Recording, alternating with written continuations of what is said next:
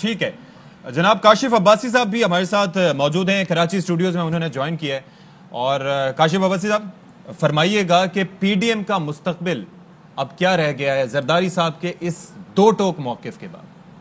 देखिए, ये कोई गैर मुतवक्को जरदारी साहब का मौकफ नहीं है। पीपल्स पार्टी बड़े बड़े दिनों से ये प्रीच कर रही है कि जो भी करना है पार्लियामान के अंदर, वोट ऑफ नो कॉन्फिडेंस की बात पाकिस्तान पीपल्स पार्टी पिछले शायद महीने डेढ़ महीने से ये कर रही है।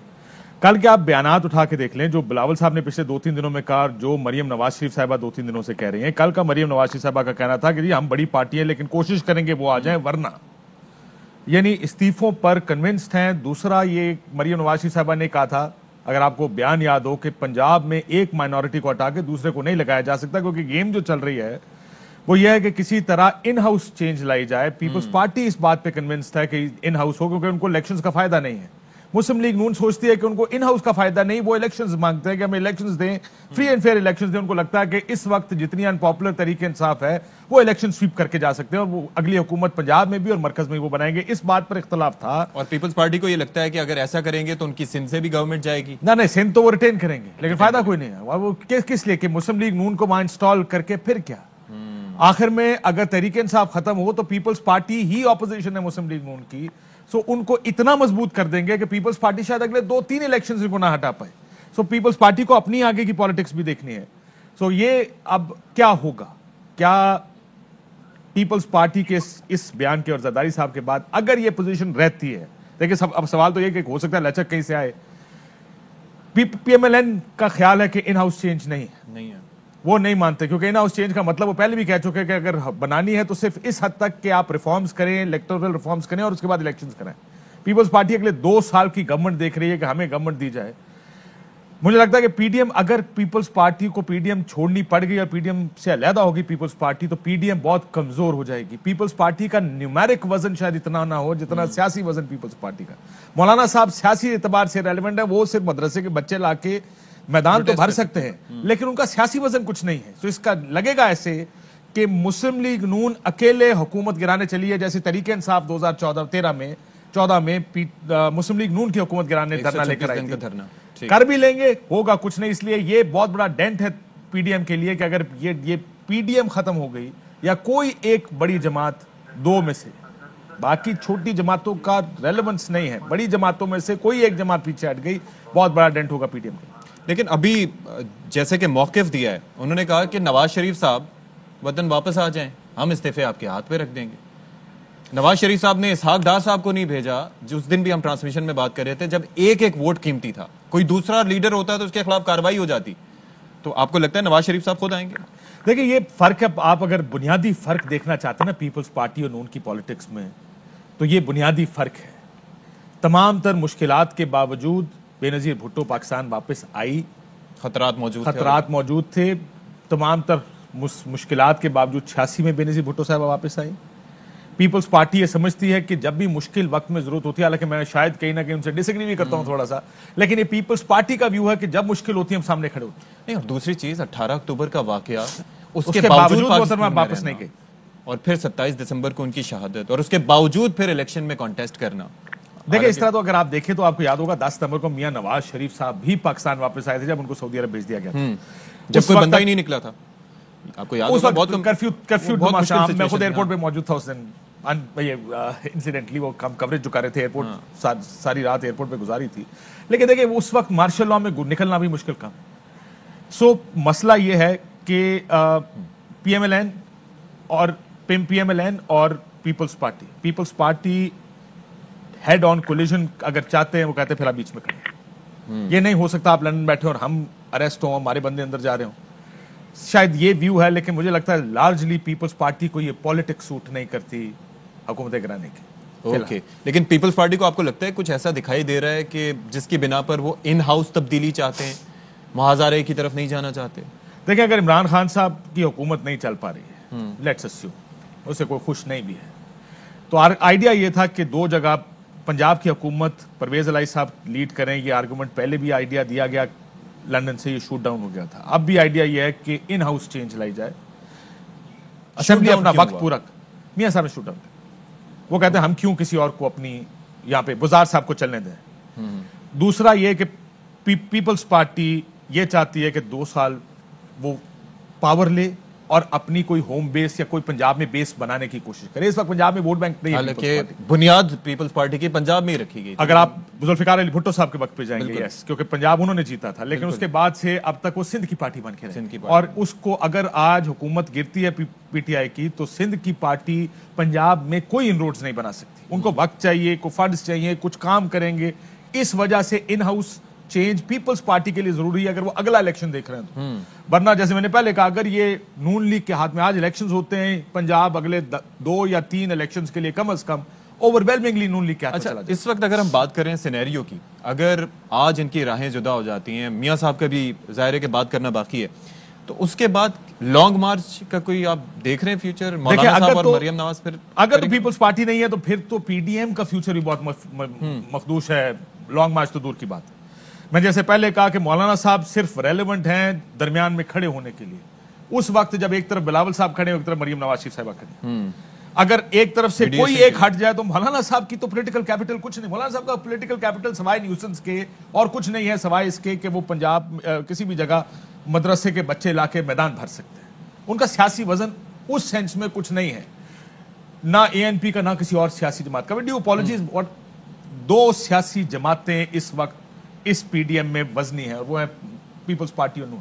पीपल्स पार्टी हट जाए, नून अकेली रह जाती है इसमें। मौलाना साहब हैं नहीं है, वो जो वजन चाहिए, और जो वजन चाहिए उनको वो वजन नहीं मिलेगा।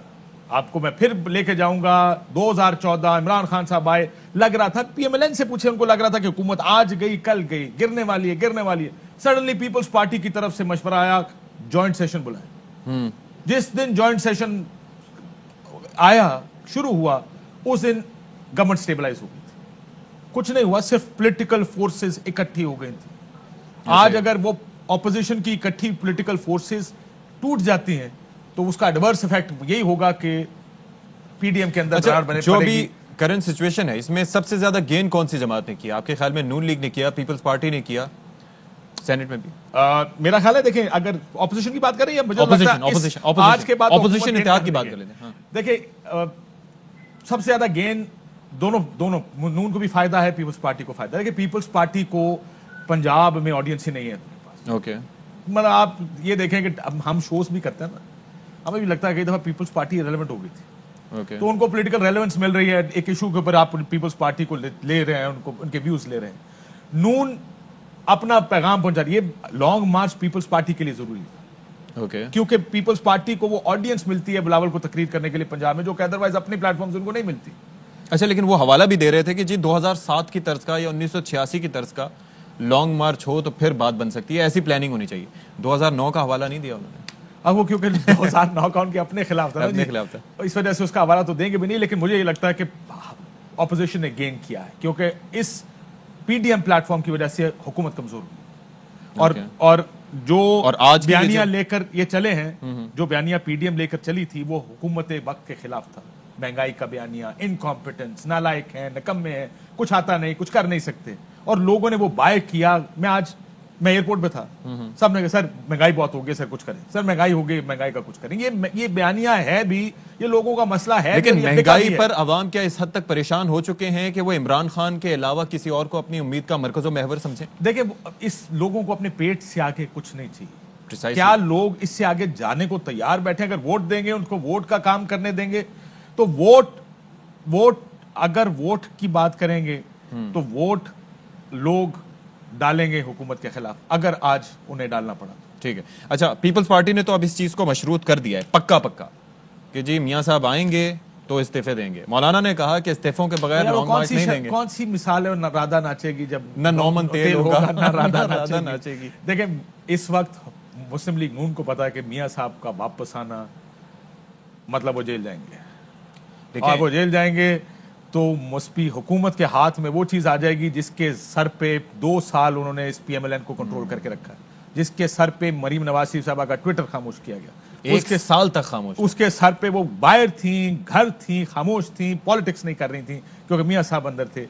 ये सारों को पता है कि जरदारी साहब को भी पता है, पीपल्स पार्टी को भी पता है कि इस शर्त पर पीएमएलएन कभी मानने को तैयार नहीं होगी। शर्त ही ऐसी रखी गई है और इसका एक ट्रेलर उन्होंने देख भी लिया सेनेट इलेक्शन में। ये जाहिर है आप ज्यादा बेहतर जानते हैं, ये चीज डिस्कस नहीं होगी पीडीएम के प्लेटफॉर्म पे कि इसहाक डार को आना चाहिए, वोट देना चाहिए। आज जरदारी साहब ने कह भी दिया, तो जाहिर है वो तो ट्रेलर था कि जब आप इसहाक डार को तो हैं, छोटे मोटे इश्यूज हैं ये। इसको अगर आप बनाना चाहें, पीपल्स पार्टी इसको बड़ा इशू बनाना चाहे तो बना सकती है। आज जरदारी साहब ने कहा इसको, लेकिन ये बड़ा इशू है नहीं, ये हुज्जत है। ये वो हुज्जत है जो वक्त पड़ने पर इस्तेमाल होती है कि आपने फलाने टाइम पे ये नहीं किया था। हाँ, आपने तरह से तो आप बहस कुछ किसी और चीज पे होती है, आप पुरानी चीजें लेके बैठ जाते हैं। ये हुज्जत के तौर पे तो इस्तेमाल हो सकता है, इतना बड़ा इशू था नहीं।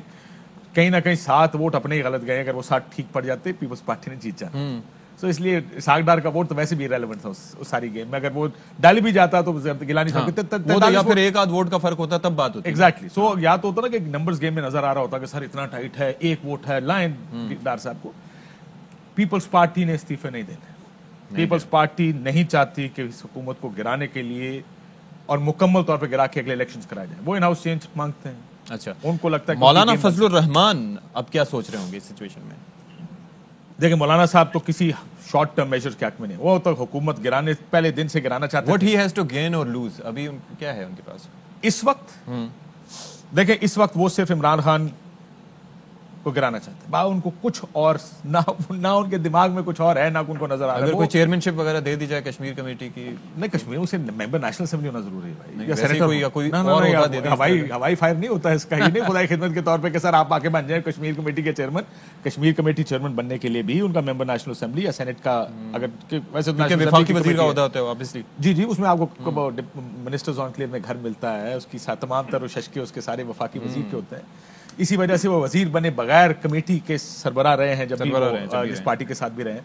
लेकिन मेरा नहीं ख्याल है कि मौलाना साहब इस तरह की किसी चीज पे, ये बहुत जाती लड़ाई है। उन्होंने जाती तौर पर मुख्तलिफ मीटिंग्स में, जो जिस वक्त JUI के साथ हुकूमत पहले भी मीटिंग करती रही, आपको याद होगा मौलाना लॉन्ग मार्च लेके आते, उन्होंने कहा जब इमरान खान को जुबान कंट्रोल करें।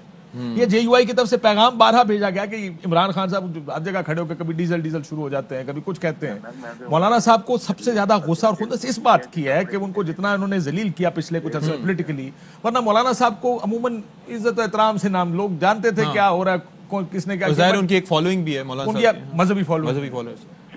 जिस इलाके में, जिस सूबे में उनकी फॉलोइंग सबसे ज्यादा, जहां से मौलाना साहब खुद हैं, वो सारे का सारा सूबा और उसका वोट बैंक इमरान खान साहब की तरफ चलेगा। और उसमें खड़े होकर इमरान खान साहब ने वो सारा कुछ कहा मौलाना साहब के बारे में जो उनको ज्यादा पसंद नहीं है। सो मौलाना साहब तो इमरान खान वो जो चेयरमैन सेनेट के इंतखाब के दौरान वो हमने देखा था, वो जो गुफ्तगू जिसके ऊपर हमने जाहिर है कि ब्रेकिंग भी की थी कि उन्होंने कहा कि जी आप हमारे डिप्टी चेयरमैन आ जाएं, वो मजाक की बात थी कि मेरा ख्याल है मजाक था, कांट बी टेकन सीरियसली। बल्कि उस दिन अगले जब शाम को इजलास भी हुआ है, प्राइम मिनिस्टर साहब ने भी इसके ऊपर बड़ी एक्सेप्शन ली इस बात पे कि आपने कैसे कर दिया, लेकिन वो मेरा ख्याल है वो मजाक था, कोई इतनी सीरियस बात नहीं।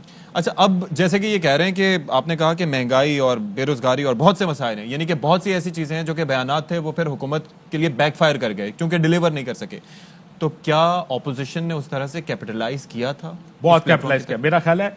देखिए, आज जिस जगह खड़े हैं PDM वाले, उन्होंने इस गवर्नमेंट की जो पॉपुलर परसेप्शन थी इलेक्शन से पहले, जो लोग ये देखें, लोग जो भी कहें इलेक्शन 2018 में बहुत कुछ हुआ भी, लेकिन तहरीक इंसाफ का पॉपुलर वोट था 2018 के, उस वोट को बहुत हद तक इरोड कर दिया है, उसको बहुत बड़ा डेंट डाला है PDM ने, और खासकर इस हुकूमत की अपनी पॉलिसीज ने। महंगाई लोगों को डायरेक्टली अफेक्ट करती है, लेकिन जब PDM ने आके एक बयानिया भी बनाया कि इनसे आता नहीं, इनको आता नहीं, ये नकम्मे नायल हैं, इनको नालायक हैं, ये काम नहीं कर सकते। ये चीनी, आटा, गैस, बिजली, कुछ चीजें तो IMF की वजह से होनी थी, लेकिन कुछ चीजें इनकी अपनी गवर्नेंस की कमजोरी जिसको बड़ा अच्छे तरीके से इस्तेमाल किया है PDM ने। उनका जो तौर पर जब आपके अंदर के लोग, यानी कि शेख साहब ने, आपको याद होगा, एतमाद का वोट लेने के बाद उन्होंने कहा कि IMF जो बातें करता है करने दें, और एक जानिब यह भी कहा गया कि हफीज शेख साहब की नाकामी सिर्फ ये नहीं थी बल्कि IMF की जो पॉलिसी को एक तरह से रद्द किया गया था, जाहिर है। तो जब आपके अपने लोग ये बात कर रहे हैं, फहमीदा मिर्जा साहिबा ने यही बात की कि यू हैव टू डिलीवर, तो देखिए IMF की जिसको कहते हैं ना शेख साहब, उसको रिजेक्ट किया। IMF तो हर गवर्नमेंट के पहले 3 साल में IMF का प्रोग्राम होता, नून की पहले पीपल्स पार्टी गवर्नमेंट आई, IMF के पास गए, 3 साल पहले साल में इन्फ्लेशन को 24% थी। आप डॉलर डिवैल्यूएशन देखें, बिजली गैस की कीमतें देखी, Muslim League Noon again similar situation, 12-14% inflation आई, बिजली गैस महंगी की, क्योंकि ये IMF की रिक्वायरमेंट्स होती हैं। वो मुफ्त के पैसे नहीं देते आपको, वो आपको वो बेल्ट टाइटनिंग के लिए वो ये सारा फैसले आपसे करवाते हैं। लेकिन लोगों को नहीं पता इस चीज का। लोग ये जब जानते हैं कि मैंने पिछले महीने या पिछले साल आटा इतने रुपए किलो लिया, बिजली का बिल मेरा 2000 आता था, अब मेरा बिजली का बिल इतने हजार आता, लोग इस तरह कंपैरिजन करते हैं। उनको इस बात से बिल्कुल ना कोई हुकूमती ने समझाया है, समझाए भी तो लोगों को ये बात समझ नहीं आएगी। और इस चीज को कैपिटलाइज किया PDM ने, और इसी चीज पर नाकाम रही है तहरीक इंसाफ की हुकूमत। आपको याद होगा फैसल वाडा साहब ने एक दफा असेंबली के इजलास पे कुछ ज्यादा जज्बाती हो गए थे। उन्होंने कहा जी 4 बंदे अपने दिन 4 मारे आएंगे। कौन? वो असद उमर साहब, हफीज शेख साहब, हमाद अजहर साहब, तीसरा चौथा कोई और होगा जो इकोनॉमी पे बहस करेंगे इनके साथ। कोई बहस हुई? मुझे तो कोई बहस याद नहीं, सवाए इसके कि एक दफा शाहिद खान अब्बासी और नदीम बाबर साहब की बहस हुई थी एक टीवी चैनल पे, वो मुनाजरा जिसको कहा था। बाकी तो इकोनॉमी का मुनाजरा कोई नहीं हुआ।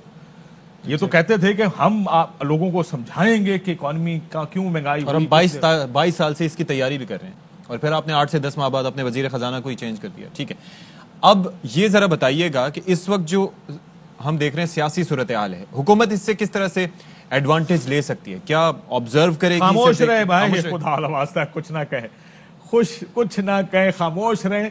अगर हुकूमत कुछ करने जाएगी, कुछ करेगी ये गवर्नमेंट, तो उसका नुकसान होगा, क्योंकि वो पुठा कर जाएंगे।